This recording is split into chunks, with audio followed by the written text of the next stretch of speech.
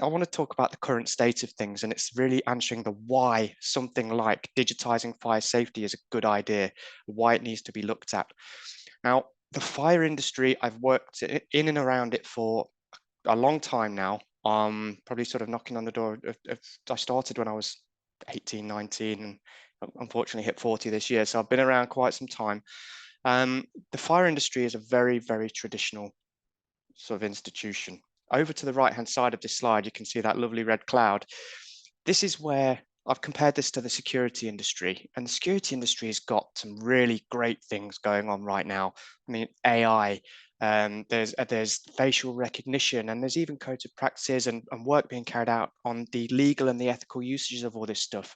There's standards, there's regulations that are being developed, and there's biometrics and really great tech that's helping to push the security industry along sort of into the future.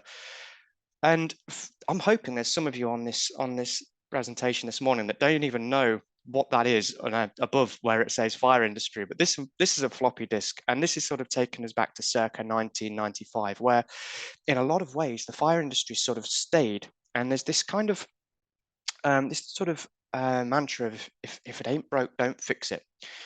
But to introduce new things into the fire industry, to introduce new tech and new potential processes, policies, ways of thinking, has to be done with the greatest of respect, because this industry has existed for a very long time. The standards, the codes of practice, the regulations all exist for extremely good reasons. So to introduce change and to do it well, it needs to be done with respect, and it needs to be done slowly, a little bit like an oil tanker. So just to move that in the direction it needs to go correctly. So hopefully with CLSS, Connected Life Safety Services, this is something that we might have done. Any building is only as compliant as an engineer says it is. So what we're trying to introduce is a system in place that supports engineers, that shows them and it shows their customers that they are doing exactly what they say they are doing. It's fully compliant, and you can see to the percentage point what is happening on your life safety system. This information already exists. This is just a system enhancer that gives you the opportunity to see more, to expect more, and you can sort of jump into this information anytime you like to get the information that you need. Basically, in many cases, what we're actually being asked to do is do what we should already have been doing. So although there's new things coming along, essentially it's designing in line with building regulations. It's a bit of a no-brainer, really, that you should be selecting products that satisfy specifications. You should be recording what was installed and that it was done properly, and also record when products and things have been changed. Now, you might think that that is already being done quite reasonably, and the records for that may be in the O&M. But in practice, or if it's not in the O&M, it will be in a BIM model somewhere. Or it must have been provided to satisfy Regulation 38. Well, there's a big secret, really, I guess, and that is that it probably won't, unless you've asked for it. So we need to be able to automatically test to see if information is valid and is fit for purpose.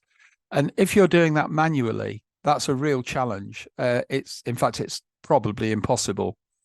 So we need to figure out how we can then audit this information and keep it up to date in a way that's digital. So, for example, this is a fire stopping example from an O&M recently that we've been reviewing, and it looks okay until you actually realise that all of the tabs overlap each other, and that's because whoever was putting together the O&M hasn't realised that just giving a static view of a fixed O&M, a fixed fire stopping drawing, PDF, isn't actually going to be very useful at all.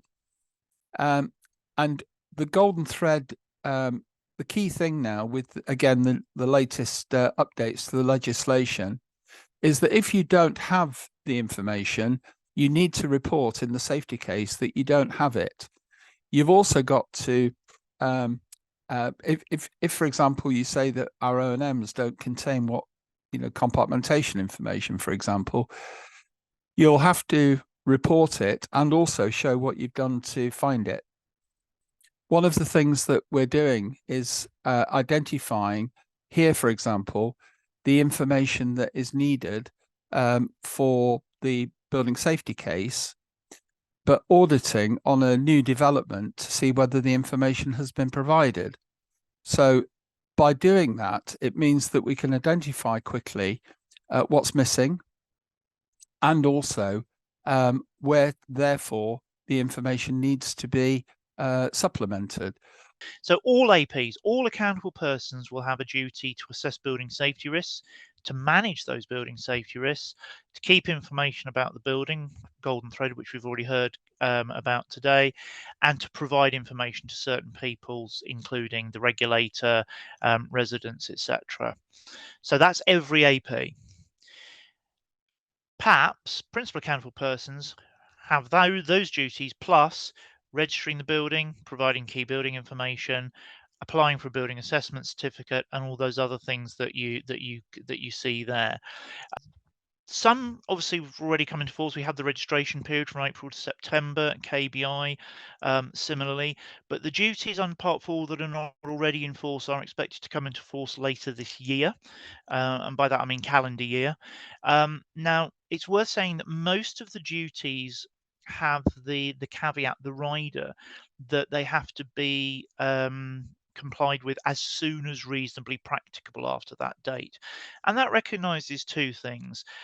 It recognises the fact that these things do take time, and even if you've got just one building, you can't just produce this overnight, all of these things. So it recognises that. But equally, it recognises that if you've got a lot of buildings, and we are certainly aware of duty holders who've got over 100 buildings, over 200 buildings, you can't do them all at once. So you have to prioritize. So PAPs are going to have to eventually PAPs are going to have to apply for a building assessment certificate for every in-scope building. And the way it basically works is one registration equals one application.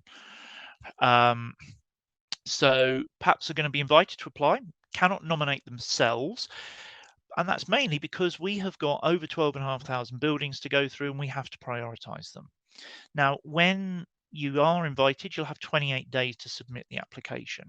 That's another reason why you shouldn't wait until you're invited to apply before preparing these documents.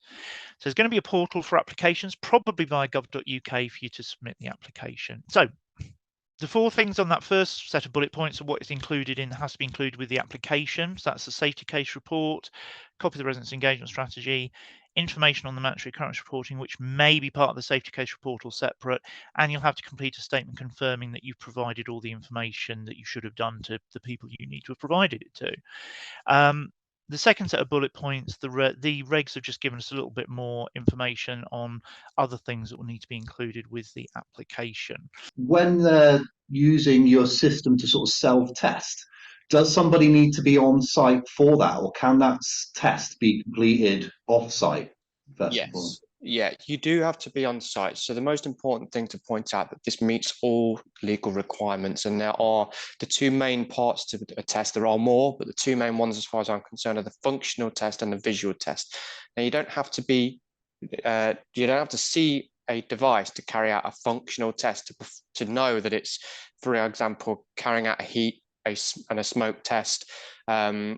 The device can do that with self-test, but you have to carry out a visual inspection to prove that that is actually working. It's fit for purpose. It's in the place it needs to be. The environment's not changed. Maybe somebody might put a partition wall up in between the last time you've done the inspection. So you need to know that all of this stuff is right. So you can do, from a percentage perspective, you can do the functional test, which will, throughout the building, which will do X percentage. Visual needs to be carried out still too. So yes, you have to be on site. As well as that, you have to do a sort of almost a handshake with that gateway to show, hi, I'm here to carry out some inspection. So you have to do that. That's not just you have to do that for cybersecurity and plenty of other reasons too. But yeah, Engineers still will have to be on site. It just helps efficiencies, and it's a smarter way to carry out the test. Would the application have the ability to track and manage emergency arrangements for impaired people? Well, the answer is yes. It's not something we've done yet, but because we've got an interactive spatial model where things know what they are within those spaces and what those functional spaces are. One of the things that we are doing at the moment is looking at student accommodation for a client, and having for each individual flat apartment their escape strategy, so that they can actually see where they're going, and we're looking at that, making that an individual thing, so that could feed into that quite well. So can the PAP delegate their responsibilities to an AP under a contract? Short answer, no. Little bit more meat on the bones. If you meet the definition of an AP or the PAP, then you are that, and it's almost always an organisation, even though it's it's accountable person. It's almost always an organisation of some sort. Essentially, it will be, to a certain extent, it will depend how the leases have been written and how it's all been organised. But no, if you are a PAP or an AP, you have that legal duty. Now, what you can do is you can use agents or contractors to deliver some of that actual activity for you, but that doesn't delegate. You still have the legal duty. So it's a bit like, and this is a really simplistic example, but my wife happens to be an absolute whiz on insurance comparison sites, so she always sorts out my car insurance because she always manages to get it about 100 quid cheaper than I can. So I delegate that to her as a task, but if I don't have insurance, it's still my responsibility. I still have the legal duty. Silly example, but hopefully illustrative.